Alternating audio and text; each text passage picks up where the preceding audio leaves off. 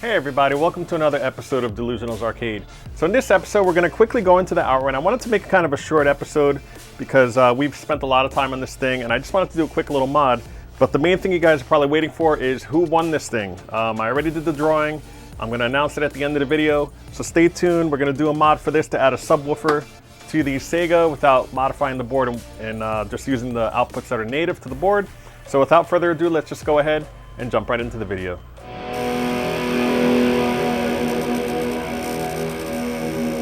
Alright guys, so we're here, we have everything set up. We're just doing a simple splice. That input for that subwoofer that I just had laying around, it's just from parts around the house, and I saw it, I said, you know what, I'm going to stick this in my Outrun because there is an output. As you can see here, there is a header on the board that I'm pointing to right there. That does enable you to just simply put a connector on. So we're going to build a connector right from here. I have the it's .156, it's from 18 to 20 gauge wiring, and we're going to crimp them on using this tool. And I have all the links if you guys want to buy anything. I have affiliate links that don't cost you anything, but it does help the channel. And basically I get it through Amazon, but this vice grip, I use it for everything. It's really awesome. It has like this little adjuster here. It's really cool. And then this is the crimper. Now don't mistake this for the other crimper. I usually use a butt connector crimper where you can use like for, if you're doing .110 or .187 connectors, you know, like for micro switches and stuff, you can actually use this. This is a different one that has these little connectors. It's all labeled in here, and you can basically take these and crimp them really easy onto those pins so that you can put it on this connector here, which I already tested will fit the pins on the Outrun. So there's 4 pins. This is only going to use 2 of them, so I figured, you know, this is a 3 position one, so I'm going to put it on the first 2 here, pop it in there, and it should be good to go. So let's start. What I'm going to do, let's see. I just found this. This is an old wire that I had laying around the house. I have tons of these everywhere. It's just a, I believe it's 1/8 inch jack, like for headphones, and it's stereo because you're going to have a left and right channel. So I'm just going to basically just lop off the end of this. I'm going to kind of salvage it maybe for another product or a project, or maybe I can just give it away. So I'm going to split it right in half because it's pretty long. I'm going to snip it right here. And I'm going to just kind of modify the end here. And instead of having to, these things actually work better on thicker gauge wire. Like I said, it's made for 18 to 20 AWG wire. I'm not going to do it on these because these are pretty thin inside. So what I'm going to do is I'm going to solder these to this wire here. This is just, you know, I think really thin power wire. I think it might be, I don't know, 18, I want to say, and it's it'll work well for crimping. So I'm going to crimp it onto these and then cut this and then solder that with shrink tubing to this. And I got this, I think, at Harbor Freight. It's super cheap. It might have been $5 for that whole pack. It's lasted for years. So, all right, so let's see what's in this wire here. I have the other end, which I put on the side. I'm going to grab this right here, and you can just adjust it. I'm going to have it kind of, you can take this out and just lift it up like that. And I'm just going to see how long these wires are just by doing that. And what's cool about that is it takes off the outside, but it doesn't do anything to the inside. It leaves it all nice. So it looks like there's shielding, and then we have the 2 wires. So that's perfect. So we have left and right. I'm assuming usually, typically red is the right and the white is the left. So I'm going to take that, I'm going to put it in, and basically also shout out to Darren F. I saw his post on the forums about this mod. It's really cool, and he put a subwoofer in there, and it does have the connector because it is made for the sit down or the upright. It uses the same PCB, so you just use the connectors. So in the upright, they're not being used because it doesn't have all the extra speakers and everything on the, like it does on the Deluxe, which is a sit-down version. All right, so now that that's done, I can just take this, and I'm going to take off a pretty good chunk here. There's 1, and let me get that in there, and 2. So this is great because it does not cut the wire at all. It takes it off nice and clean, get everything nice and neat.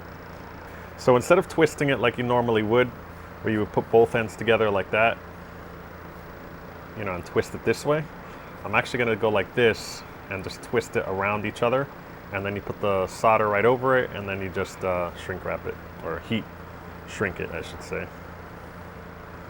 So I'm going to put that right there. So the red's going to go to the red, and you kind of just like wrap it around like this, and then the other one over there, and that's pretty good. And that has flux all over it. I have it on my fingers here too. So I always found this is the best way to do it,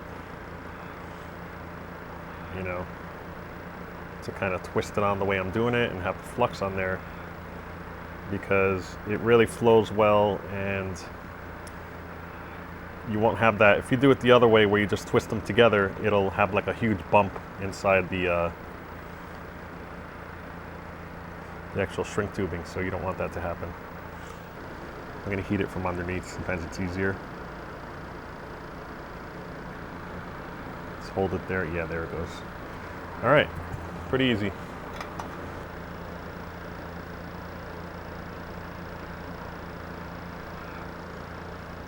And now here comes the lighter part. So you just take it, light it, and you'll see it start to shrink right underneath. You can see it hugging it. There's one, and I don't want to twist it too much because it's still drying. Let me just double check that one. Yeah.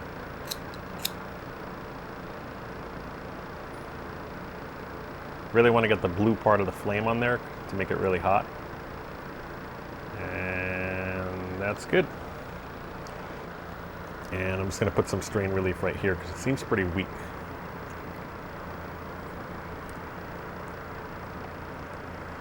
So I'm going to kind of put it together, and that's it. So putting a pin on. Let me first, what I usually do is I'll put this all the way to the left here. You just put this right up to the edge, right on there, and then wham. So that'll give you the perfect length that you need. I'm going to do it again over here. Okay. And yeah, okay. I'm going to twist it together.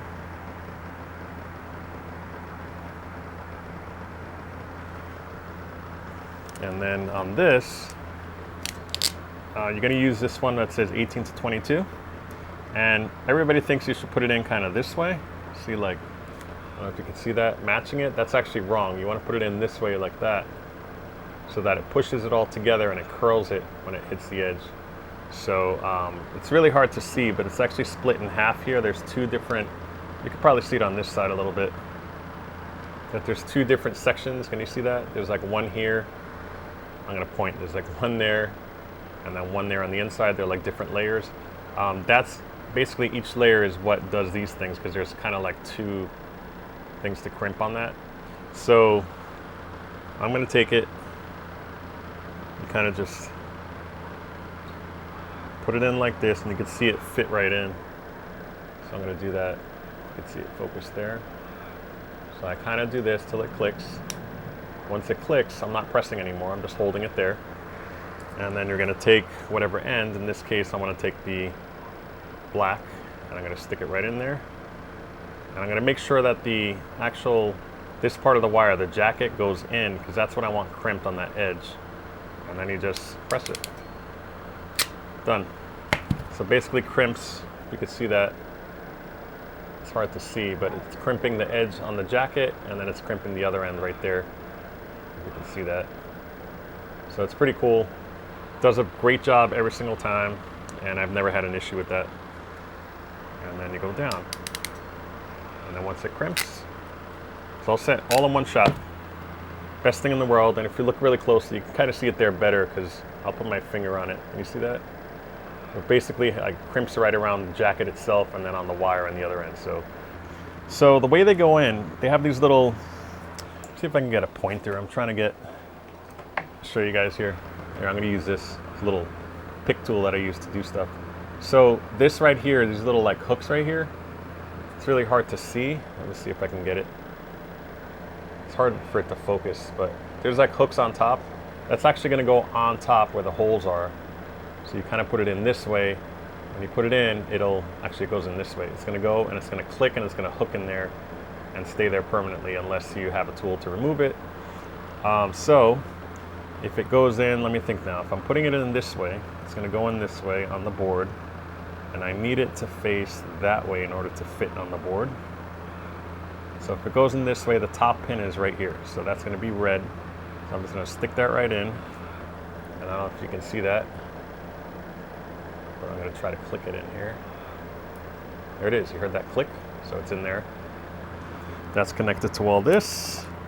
And then this end over here will go right into the subwoofer, and all I have to do is power it. So I have to figure out, I'm probably going to splice that power cable. I'm going to plug it in for now just for testing purposes, but you know, eventually I have to wire the cabinet to splice it in there, but we'll test it first to see if it works. So let's go do it.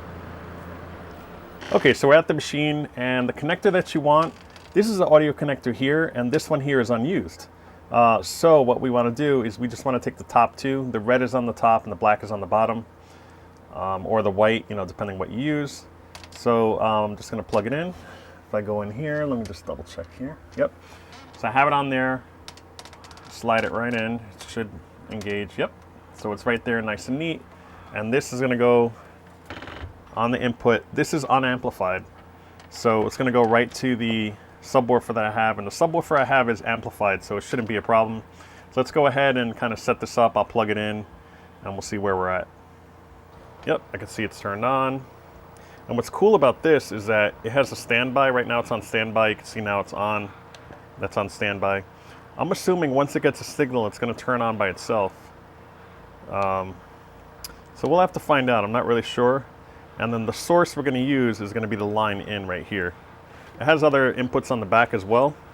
We're not going to be using those. Those are for center speakers, left and right speakers, because this is really kind of a mini surround sound system that was given to me. And then over here, it has inputs for aux in and DVR in. So if you didn't want to have this kind of cable, like I'm using the 1/8 inch jack, you could always input it on these if you want, you know, on my particular thing. But I figured, what the heck, it's nice and small, has a port for deep sound, so hopefully, you know, we can adjust it. And what's cool about this, I'm actually going to grab it right here. It's on the other side. This thing comes with a remote. So I could put this in the coin box. I thought it was kind of neat. And it has a small little remote right here. And you can control the source, you can mute it.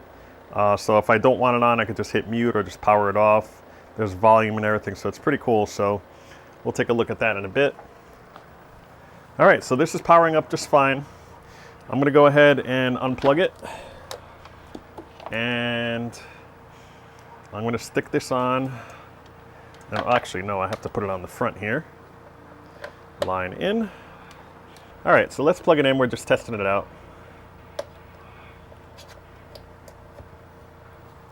All right, it's in standby mode. Not sure if that's going to turn on automatically. And then let me just get my glasses here. I'm getting old. So yeah, so let's see, front, center, rear, and subwoofer. Okay, so the subwoofer level. There's a channel, you can reset, you can hit source. Cool. Let's see. Oh, I don't have the key on me. I'm just going to do that. There we go.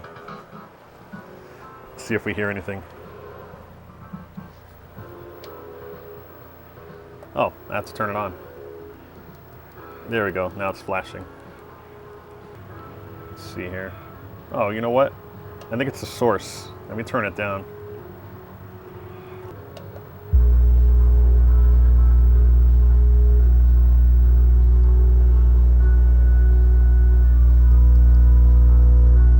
Yeah, it's not liking it. All right, back to the drawing board. Let me go ahead and double check my stuff. I'm pretty sure I soldered it fine, but it's possible I don't have it hooked up right, so let's give it a go and see what happens. Okay, back to the drawing board. So the schematics actually said that the top two pins, number 6 is actually the top, number 5 is the one below it. 6 is ground and 5 is a mix. And then the one right below that would be the right channel. And then the 2 next to it would be ground. And then finally pin 1 would be the left channel. So I want the mix, obviously, so I have the mixed sound into the subwoofer. So I just realized by looking at the schematic, I said, wait a minute, I actually soldered this incorrectly. You have to actually, that silver sheath that you see around it, and people are probably saying this at the beginning, you have to use that because that's the ground. And then one of them would be left and one of them would be right. So in this case, I'm having just one of them. I could either pick left or right because only one channel is going through there. And the ground is going to be on the top. So it's going to be wired a little differently. Since pin 6 is the ground and pin 5 is the actual mix with left and right mixed together, I'm going to put this one on the pin number 6, which is the top of the connector, and this one's going to be on the bottom. Okay, so that's in there. So it's going to go like this with the black ground on the top and the mix is right below. So this is pin 6 and pin 5. 6 and 5, just like that.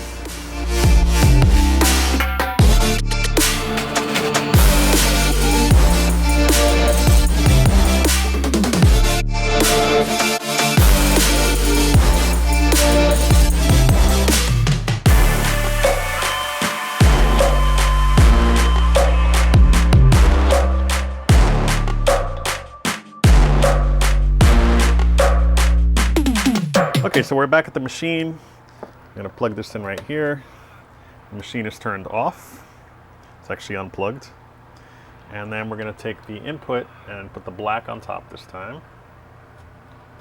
And the red on the bottom. So there it is. Let's go ahead and turn this on.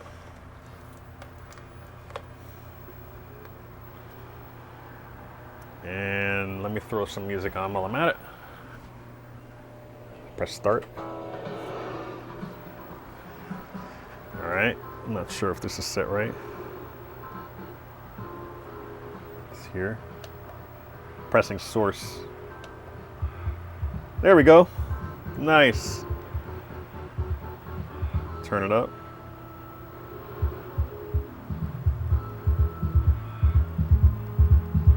Wow.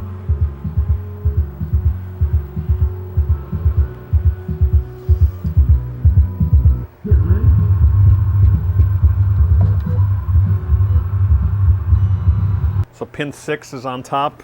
That's going to be the ground. Then right below that is the mixed, which is left and right mixed into that channel. And then you have right next to that would be the, I believe, the right channel, then both grounds, and then the bottom would be left, or vice versa. But either way, you need the mix and the ground is on top. So, all right, guys. So I'm in front of my machine now. I'm actually going inside. I'm gonna adjust the volume because right now I feel like the speakers here are a little low. They're being overpowered by the sub, and I'm going to turn the sub down a little bit. So let me go ahead and grab the remote, which I have right here. I'm going to just turn this up a tad. Dude, this is awesome. Let me see if the remote goes through. If I mute it. Let's see. There we go. See, that's without it. Now this is with it.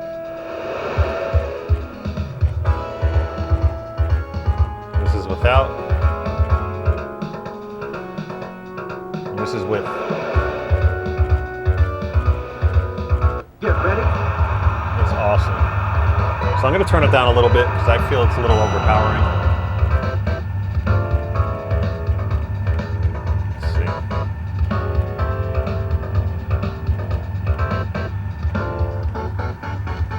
I think that's a good volume. Let's check it out when we drive.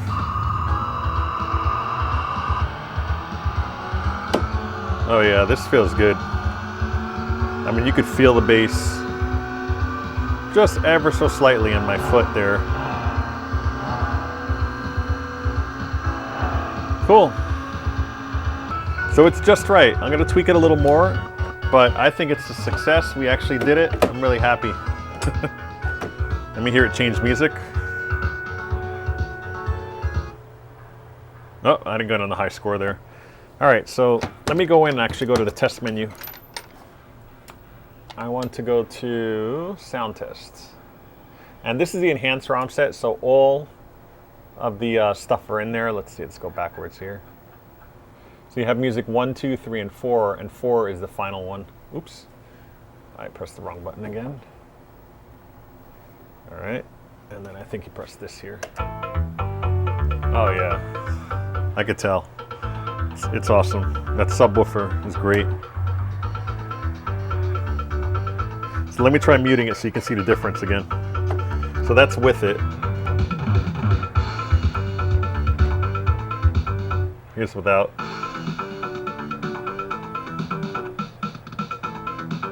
Here's with. One more time. Yeah, it's hard to tell. I guess you have to wear headphones, you can feel the bass.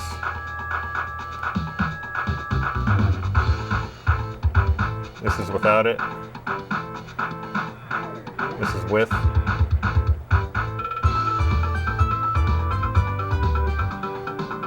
I don't know why I didn't do this sooner. I suggest you guys do it to yours if you have one. It's pretty cool, so now you know how to do it. Let me try. I think this is the one we just did when we were playing. All right, let's go to the last one. Oh yeah, you can really hear that bass on there. You hear that? Here's without it. You don't even hear the bass. But with this one, you do now. Great. All right, so let's go ahead to what you guys have been waiting for, which is the giveaway. So we'll cut to that, we'll set the camera up, and we'll tell you who won. All right, guys, so this is it, what you've been waiting for. This is the Craftymech test pattern generator giveaway results. So thanks, guys, for really, participating in this. It really helped out Aaron and his website. He had the bit kit as well available, and this as well. I'll put links in the description. You can kind of go to him and follow him on Facebook. He has a great page on there. Really brilliant guy, and he was really gracious enough to donate it to the channel to celebrate his 5-year anniversary, which was in April 2019 for this product. My actually 3,000 subscriber thing finally got hit. It was because of this. It kind of pushed me over the edge. So it's really great that that happened. So of course we did unlock the t-shirts. So we will have Delusional's Arcade t-shirts. For a limited time, it's going to be discounted right now. I think it's like 15% off. So hurry up and get the shirts. But I also have other stuff as well. Hats, shirts, mugs, whatever you want to get. Link in the description as well. And then, of course, the tools that I use to do this mod for this thing are in the description for affiliate links. I always ask that you guys do that. It really helps out the channel. So I just want to read some stats to you. We had 332 total entries, so that's a lot. Over 332. It just blows my mind.